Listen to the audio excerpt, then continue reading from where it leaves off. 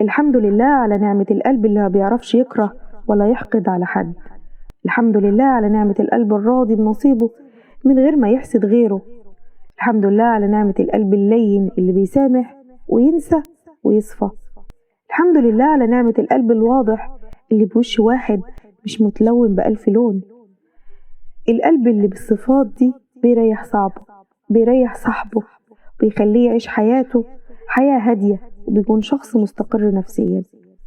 أما القلوب السوداء الشيالة اللي بتفتكر الإساءة ولو عدى عليها سنين، وتنكر الفضل ولو عدى عليه ثواني، دي قلوب بتظلم صاحبها، لأنهم بيفضلوا طول الوقت عايشين في قلق، ما بيرتاحوش أبدا.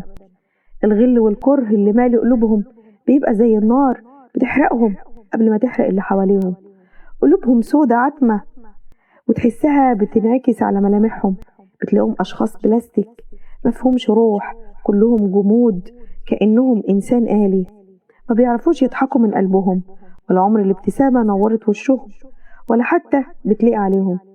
يا ريت الناس تعرف إن الدنيا ملهاش أي قيمة، ويبطلوا حقد وكره وغيرة عمية ملهاش داعي. الدنيا في لحظة بتتقلب، والبني آدم في غمضة عين بيتمحي من الوجود. صفوا قلوبكم، دي الدنيا متفاتة.